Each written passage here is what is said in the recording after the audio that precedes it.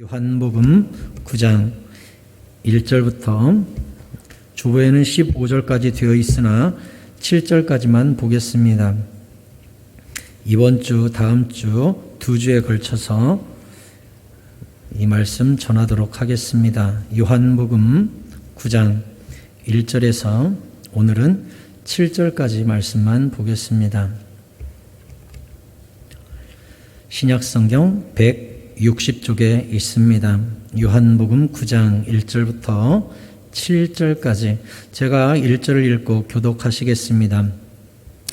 예수께서 길을 가실 때에 날 때부터 맹인된 사람을 보신지라. 제자들이 물어 이르되 랍비여, 이 사람이 맹인으로 난 것이 누구의 죄로 인함이니까? 자기니까 그의 부모니까? 예수께서 대답하시되 이 사람이나 그 부모의 죄로 인한 것이 아니라 그에게서 하나님의 하시는 일을 나타내고자 하심이라. 때가 아직 낮음에 나를 보내신 이의 일을 우리가 하여야 하리라. 밤이 오리니 그때는 아무도 일할 수 없느니라. 내가 세상에 있는 동안에는 세상의 빛이로라. 이 말씀을 하시고 땅에 침을 뱉어 진흙을 이겨 그의 눈에 바르시고 7절 같이 보겠습니다. 이르시되 실로암 못에 가서 씻으라 하시니, 실로암은 번역하면 보냄을 받았다는 뜻이라. 이에 가서 씻고 밝은 눈으로 왔더라. 아멘. 할렐루야. 오늘도 예배를 선택하신 여러분에게 하나님의 크신 위로와 건강과 은혜가 충만히 임하시기를 예수 그리스도의 이름으로 축원드립니다. 오늘 1절에 보니까 예수께서 길을 가시다가 날 때부터 맹인된 사람 한 사람을 보셨습니다. 저는 먼저 여러분에게 말씀드립니다. 우리는 맹인입니다. 사실 주님께서 진리를 알게 하시고 십자가를 알게 하시고 보혈을 깨닫게 하시고 우리 영안을 열어서 천국을 믿게 해주셔서 눈을 뜬 것이지, 사실은 우리 모두가 맹인이었습니다. 맹인이 누구입니까? 누군가에게 의존해야 되고 누군가가 이끌어주지 않으면 삶을 살 수가 없는 사람을 맹인이라고 합니다. 여러분, 내일 일을 우리가 압니까? 일주일 후가 보입니까?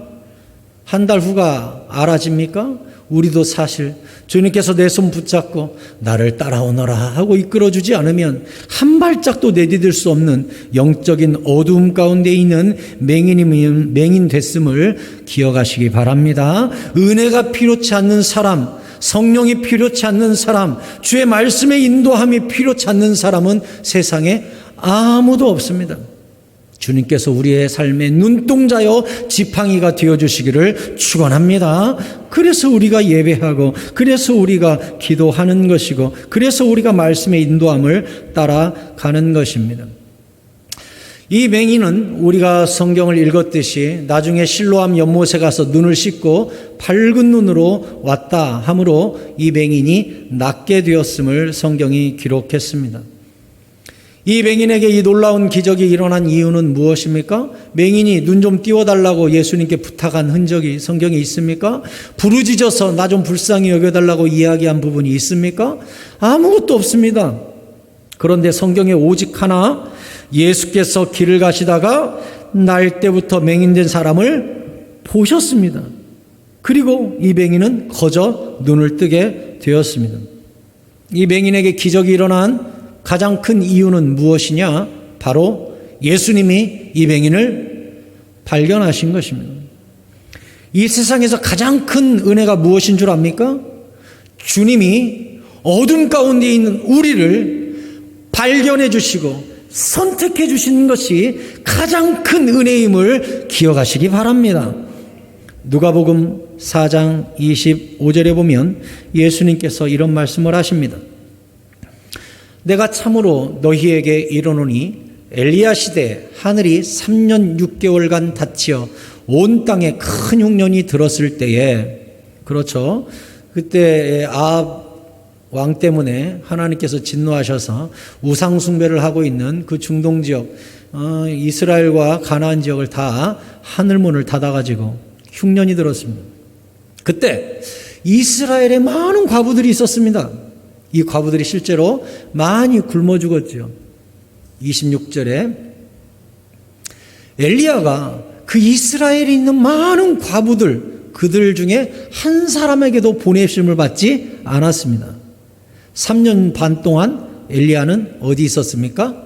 시돈 땅, 여기는 이스라엘 땅이 아닙니다. 이방인입니다. 이방 땅에 있는 시돈에 있는 사렙다라는 지역의 한 과부에게 가서 그 과부에게 기적을 베풀어 가지고 3년 반 동안 기름과 가루가 떨어지지 않게 하면서 과부와 아들과 엘리야가 그 흉년을 통과하게 됩니다. 우린 여기서 의문을 품을 수 있죠.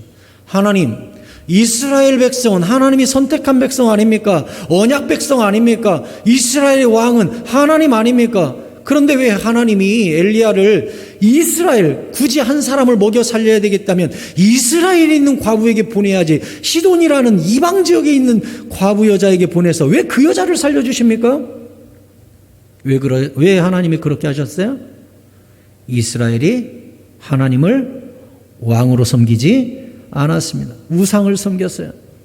그래서 하나님이 엘리야를 이스라엘에 보낸 게 아니라 이스라엘에 저주를 내리시고 오히려 시돈 땅에 있는 사렙다 과부에게 보내서 살게 하셨습니다. 그럼 또 하나님께 물어볼 수 있죠. 그러면 이방 땅에도 많은 과부가 있었을 텐데 왜 그 사렙다 과부입니까? 주님께서 뭐라고 하실 것 같아요? 그것이 내 뜻이다. 그걸 뭐라고 합니까? 신학적으로 은혜라고 하는 거예요. 우리도 마찬가지죠. 우리 옆에 있는 사람들, 왜 이 사람 예수 믿게 하셨고 왜 이 사람을 주님의 딸 삼으셨고 아들 삼으셨습니까? 라고 주님께 물으면 주님이 뭐라고 그래요? 나의 뜻이 그러하다. 그게 내 은혜다. 이렇게 말씀하시는 것이지요. 또 선지자 엘리사 때에도 이스라엘에 많은 나병 환자가 있었어요. 그런데 그중 한 사람도 깨끗함을 얻은 사람이 없습니다. 오직 수리아 사람, 이 수리아도 바로 이방 땅입니다. 아람 땅이에요. 그 아람 땅에 있는 수리아 사람 나아만만 요단강에 7번 씻고 나았다는 거예요. 그럼 우리가 또 질문할 수 있어요. 하나님, 나병 환자 이스라엘도 있는데 왜 안 고쳐주시고 그 수리아 사람 나아만을 고쳐줍니까? 왜 그래요? 역시 우상을 섬기고 하나님을 왕으로 섬기지 않으니까 하나님의 은혜를 배제하시고 오히려 수리아 사람 나아만만 고치셨어요. 그럼 또 물을 수 있죠. 아니 이방에도 많은 나병 환자가 있는데 왜 나아만입니까? 주님이 뭐라고 말씀하세요? 그것이 내 뜻이니라. 그걸 뭐라고 한다고요? 은혜라고 하는 거예요. 그래서 은혜는 하나님의 절대 주권을 나타내는 일방적인 것이지 누구도 그 이유와 까닭을 묻거나 이해할 수가 없어요. 그 은혜 때문에 우리가 여기 앉아 있는 줄로 믿습니다. 은혜예요, 은혜. 그 은혜가 우리를 선택했고 예배 자리에 앉게 된 거예요. 무슨 기준으로요? 그냥 하나님이 우리를 지나가다가 발견하신 거예요. 맹인을 보신 거예요. 수년 전에 뉴스를 보는데 어떤 여인이 혼자 높은 산 고개를 운전해서 가다가 운전 미숙으로 가드레일 바깥으로 떨어졌더군요. 가드레일 바깥으로 자동차가 떨어졌는데 이 여인이 운전대 사이에 낀 채로 문이 다 우그러든 채로 옴짝달싹 못하고 차에 갇혔습니다. 3일 동안.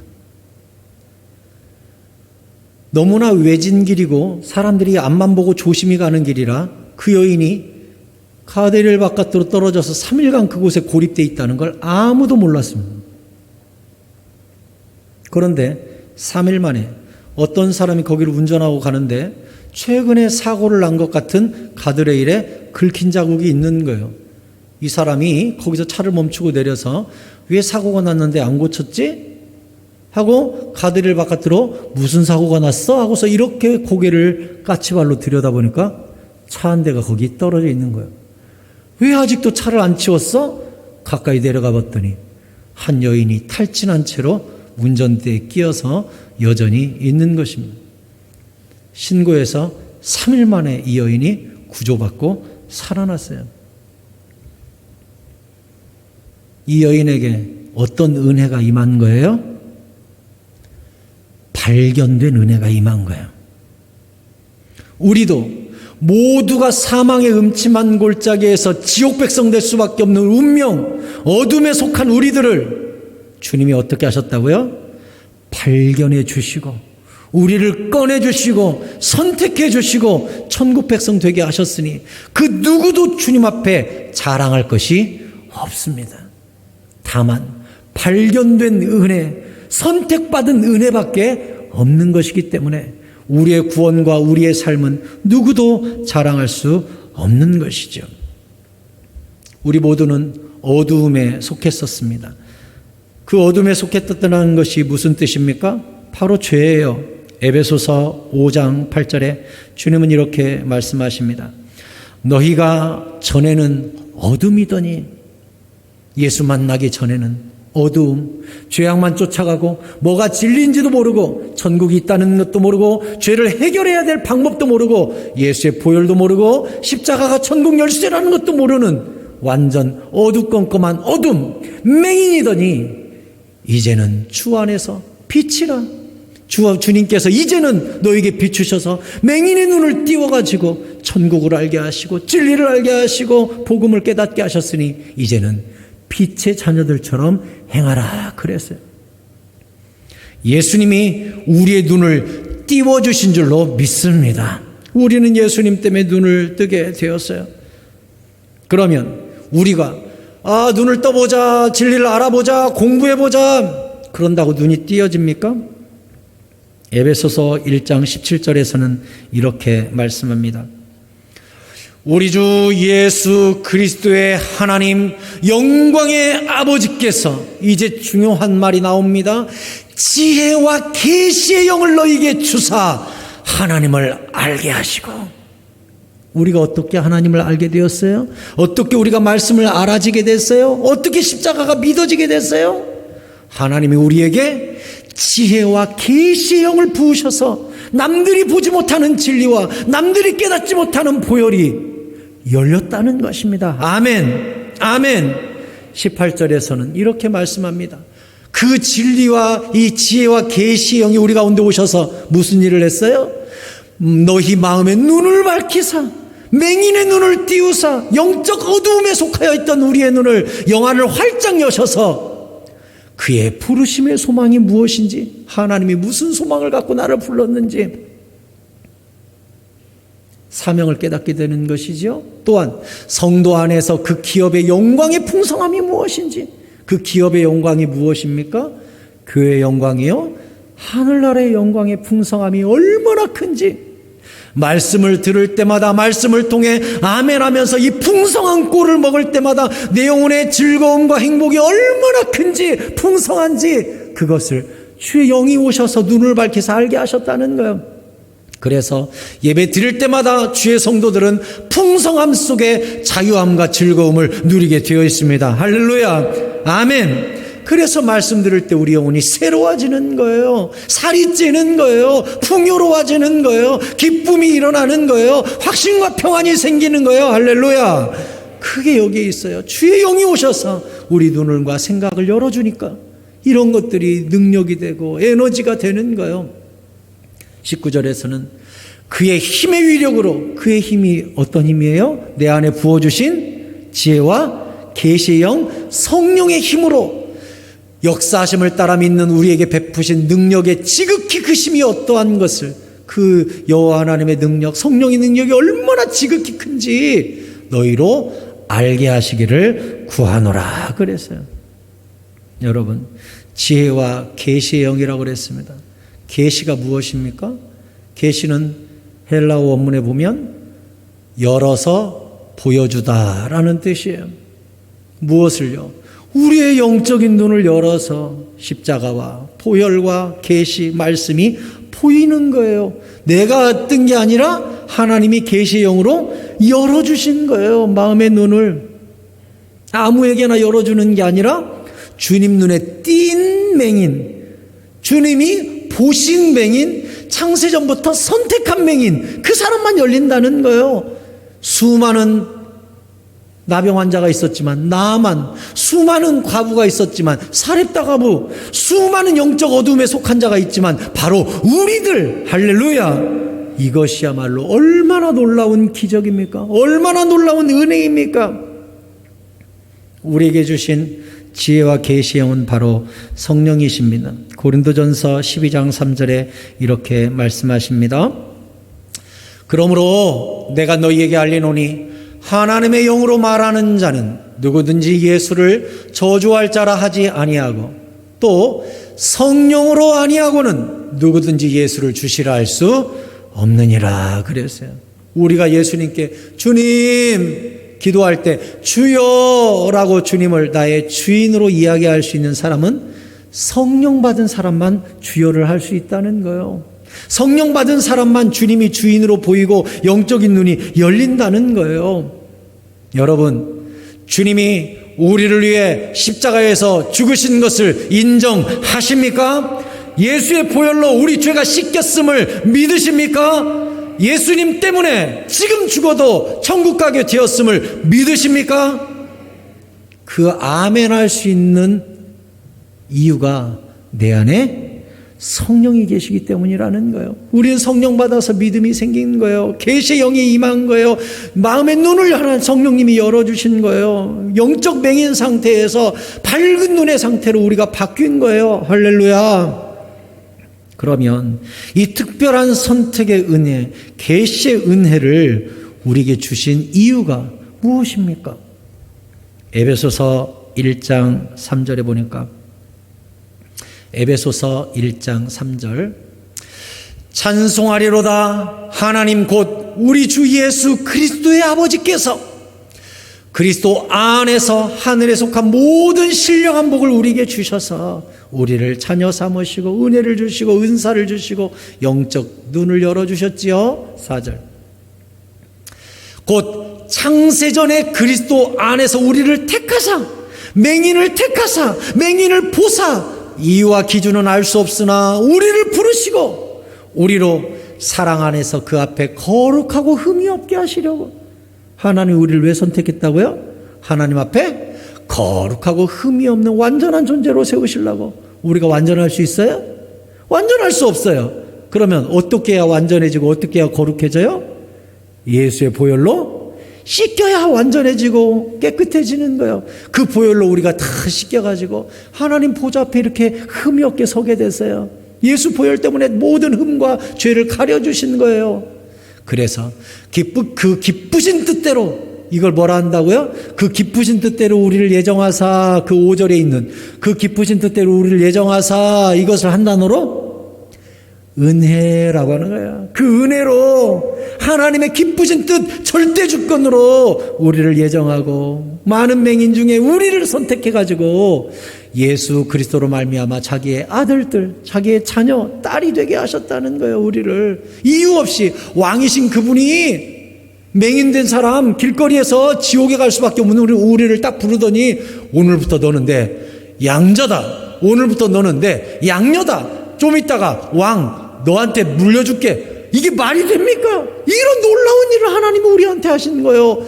천국에서 다 같은 왕 노릇할 수 있게끔 우리를 길거리에 내던져진 맹인에 불과한 우리를 부르셔서 눈을 열어주시고 신분을 바꿔주신 거예요. 아니 왜요? 나 같은 거지를, 나 같은 맹인을 왜 당신의 상속자여 왕자와 공주로 삼으십니까? 6절에서 말씀합니다.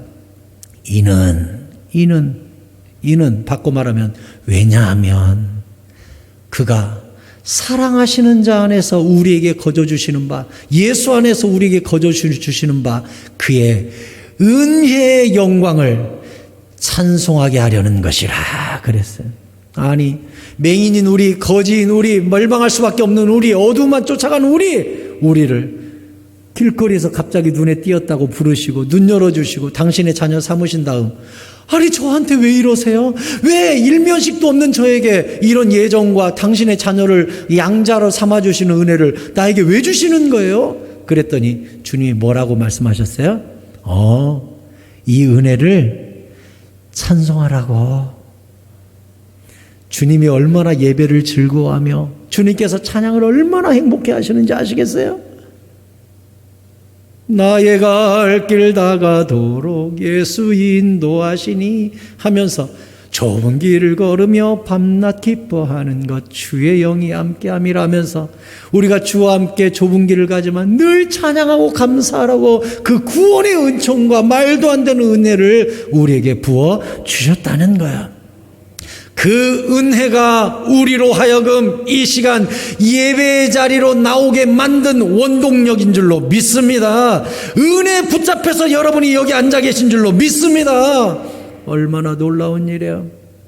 여러분, 우리 성도님들 중에는 누군가는 목숨 걸고 오늘 예배드리러 왔어요. 특히 우리들은 젊은 사람 같은 경우는 코로나 걸리면 격리 좀 하고 좀 불편하고 뭐 출근도 안 한다더라, 학교도 안 간다더라, 또 낫는다더라 생각하잖아요. 우리는 혹시라도 걸려도 괜찮지 뭐 국가가 고쳐준다는데, 우리 권사님들은요? 우리 권사님들 그럴 것 같아요? 우리 연로하신 권사님들은요, 우리는 코로나 걸리면 낫지라고 생각하잖아요. 우리 권사님들은요, 코로나 걸리면 죽지라고 생각하세요. 우리 장로님들이 권사님들께 물었대요. 권사님, 코로나가 이렇게 위험한데 댁에서 예배드려도 되잖아요. 왜 나오세요? 우리 권사님들이 그랬대요. 예, 교회에서 예배드리다가 죽으려고요. 그렇게 말씀하셨대요. 우리 장로님이 저한테 말씀해 줬어요. 목사님, 우리 권사님 중에요. 왜 나오세요? 그러니까 예배드리다가 죽으려고요. 이러시더라고요. 제가 우리 권사님들 보면서 마음이 미어져요. 우리는 위험을 무릅쓰고 왔지만 우리 권사님들은 죽음을 무릅쓰고 왔어요. 왜요? 오늘 성경이 너에게 이 큰 은혜를 준 이유는 이 은혜의 영광을 찬송하게 하려 함이라. 그 은혜에 붙잡혀서, 그 부르심에 붙잡혀서 목숨 걸고 예배하러 나오신 거예요. 제가 새벽마다 우리 성도님들 위해 기도할 때, 특별히 권사님들 위해 기도할 때는 마음이 훨씬 더 애절해져요. 주님, 이 예배 사람들을 위해서라도 코로나가 신속히 종식되게 해주십시오. 기도가 얼마나 간절해지는지 몰라요. 여러분, 때로는 목숨과 예배를 맞바꿔야 할 때도 있습니다. 그때가 오거든 기꺼이 예배를 선택하는 담대한 용기가 여러분 가운데 있기를 축원합니다. 왠 줄 아세요? 제가 사실 3일 전에 꿈을 꿨어요. 주님의 심판대 앞에 제가 서 있더라고요. 죽어서 주님 심판대 앞에 쓴 것이죠. 내 앞사람이 상 2개를 받고 내려가더라고요. 보좌에서 소리가 나더라고요. 그 다음 유승복. 얼마나 두려운지, 얼마나 그 권위가 압도하는지 이 보좌 옆에 비스듬하게 이쪽에 제가 이렇게 고개를 숙이고 서 있었어요. 그랬더니 이 보좌에 상장 하나가 공중에 이렇게 떠 있더라고요.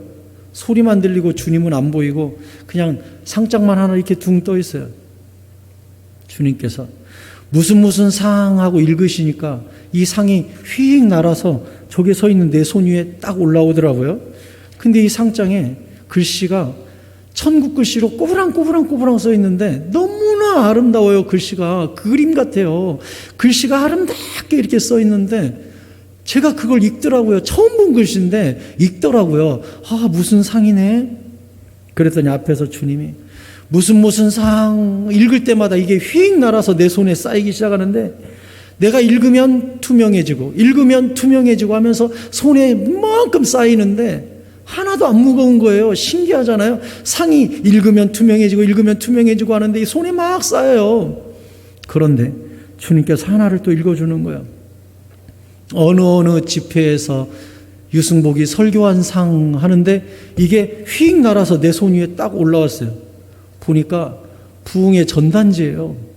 제가 꿈속에서 보면서 이 집회 때 내가 설교했는데? 라고 생각하더라고요. 근데 이 부흥의 전단지를 딱 뒤를 돌렸더니 이 뒷면에 천국 글씨로 제 모든 설교가 기록이 되어 있는 거예요. 그래서 제가 이 뒷면을 딱 보자마자 깜짝 놀라가지고 보좌를 향해서 이제 상을 이렇게 든 채로 고개를 돌리고 주님께 물었어요. 주님, 그 집회 때, 그 설교 때 주님 계셨어요? 제가 설교할 때 주님 계셨어요? 라고 물었어요. 주님이 그럼 내가 있었고 다 적었다. 네 설교를 내가 다 적었다. 그 말을 듣자마자 제가 무릎 꿇고 쏟아졌죠. 엉엉 울었어요. 막 울었어요. 한없이 울었어요.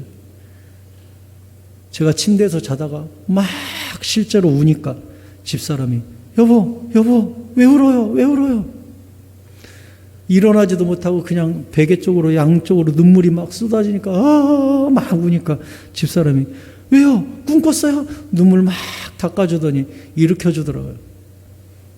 일어나서 꿈 이야기를 하면서 둘이 같이 붙잡고 막 울고 기도하고 다시 잠에 들었는데 제가 이 코로나 위기 시대에 그걸 깨달은 거예요. 주님께서 여기 지금 안 보이지만 오셔서 여러분이 어떻게 예배드리고 있는지, 무슨 생각하고 있는지, 무슨 결심을 했으며 하나님을 향하여 어떻게 영과 진리로 예배하고 있는지 다 적으시는구나. 그리고 다 그걸 갚으시는구나. 심지어 내가 무슨 설교하는지도 다 적으셨다가 유승복이가 그때 이렇게 설교했어 하고 상을 주시는구나. 3일 동안 제가 머릿속에 나의 시간 1분 1초도 의미 없는 시간은 없구나. 내가 주님께 의미 있게 시간을 보내면 모든 것을 기록하셨다가 정말 이런 것조차 상을 주시나 하는 것까지 상을 주시는구나. 제가 여러분께 설교하면서 말씀드렸습니다. 사람이 무슨 무익한 말을 하든지 이에 대하여 심판날에 책망을 받는다고. 그래서 제가 여러분께 얘기했죠. 아무리 사소한 말도 어떤 것은 상이 되고 어떤 것은 벌이 되는 날이 온다. 그래서 우리가 심판대 앞에서 하나님 세상에 이런 것조차 상을 줍니까? 할 정도로 너무나 디테일하고 세밀한 상을 우리가 받게 될 거다고 했잖아요. 제가 그 꿈을 꿀 때요, 이 옆에서 계속 했던 말이 뭔 줄 알아요? 주님한테? 실제로 제 설교처럼 세상에 주님 이런 것도 상을 주십니까? 이런 것도 상을 주십니까? 아이고 주님 이런 것도 주십니까?를 계속 그 말만 했어요. 제가 꿈속에서. 그렇구나. 정말 이런 것도 상 주십니까? 라는 것까지 하나님은 참은 죄, 용서한 죄, 참은 상, 용서한 상, 사랑한 상 다 적어놨다가 그걸 갚으시는구나. 얼마나 두렵고 얼마나 감사한지 또 얼마나 놀라운지. 제가 3일 동안 내내 심장이 뛰고 시간이 얼마나 소중하게 느껴지는지 몰라요. 여러분, 여기 주님이 와 계십니다. 여러분의 아멘을 적고 계시고 여러분의 마음 자세를 적고 계시고 여러분이 어떤 결심을 했으며 어떻게 열매를 맺을 건지 다 적고 계십니다. 특별히 코로나로 인하여 이 땅에 어두움이 임했습니다. 저는 이 어두움이 임한 광주 땅과 이 민족을 향해 기도할 때 문득 갈릴리가 떠올랐습니다. 왜냐? 마태복음 4장 12절에서 이렇게 말씀합니다. 예수께서 요한이 잡혔음을 들으시고 갈릴리로 물러가셨다가 나사렛을 떠나 스불론과 납달리 지경 해변에 있는 가버나움에 가서 사시니 이 가버나움은 갈릴리 지역에 있는 도시인데 예수님의 제2의 고향이라고 합니다. 여기서 오랫동안 머무셨고 특별히 이 갈릴리 지역은 성경에 있는 복음서를 쭉 조사해 보면 예수님이 갈릴리에서 보낸 시간이 모든 공생의 4분의 3을 거기서 보냈다는 것을 알 수가 있어요. 갈릴리 지역으로 주님께서 맹렬하게 일하셨어요. 14절에 이는 선지자 이사야를 통하여 하신 말씀을 이루려 하심이라. 아니, 선지자가 갈릴리에서 예수님이 사역할 것을 말씀하셨을까요? 말씀하셨어요. 이사야 9장 1절에서 이렇게 예언을 했었거든요. 이사야 9장 1절에 전에 고통받던 자들에게는 흑암이 없으리로다. 옛적에는 여호와께서 스불론 땅과 납달리 땅이 멸시를 당하게 하셨더니 후에는 해변길과 요단 저쪽 이방의 갈릴리를 영화롭게 하셨느니라 했어요. 왜 갈릴리가 이방의 갈릴리로 기록되어 있는 줄 아세요? 갈릴리는요, 아수르가 침략하면 길목이에요. 그냥 초입이에요. 그러니까 쳐들어오고 이스라엘이 전쟁했다 그러면 갈릴리는 무조건 빼앗기는 땅이에요. 그러니 땅도 황폐하고 민족들이 이주 정책으로 말미암아 이방인과 섞이고 종교와 문화와 혼혈이 막 생기는 이방 땅이에요. 이방 땅.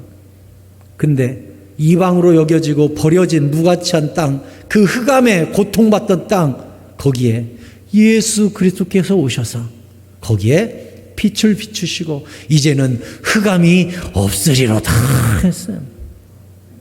여러분, 어두움이 임한 이 광주 땅에 주님의 복음이 임하고 교회가 바로 서고 예배가 살아남으로 말미암아 이 땅에 빛을 비추는 등대와 등대지기 역할을 우리 교회와 우리 성도들이 해낼 수 있기를 예수 그리스도의 이름으로 축원드립니다.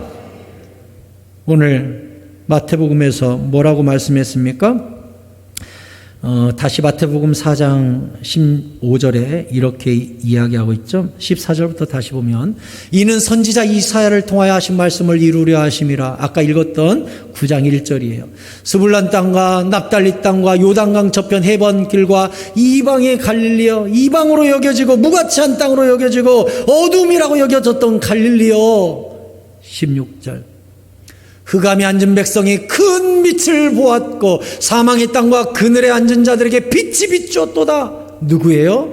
예수 그리스도께서. 그래서 17절에 이때부터 예수께서 비로소 전파에 이르시되 회개하라 천국이 가까이 왔느니라.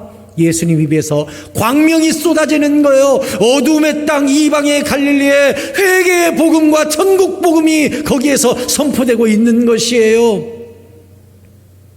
여러분, 어둠에 잠겨있는 세상, 코로나의 절망에 빠져있는 세상에 같이 섞여서 같이 한숨 쉬고 같이 걱정하고 같이 부정적이 되지 마십시오. 우리는 이 어두워져가는 땅을 살려야 하는 빛과 소금이요, 우리 입에서는 회개하라, 그러므로 회개하라, 그러므로 천국을 받아들여라, 그러므로 땅의 사람이 되지 말고 하늘의 사람이 되어라 선포해야 되는 등대와 등대기지기가 된 줄로 믿습니다.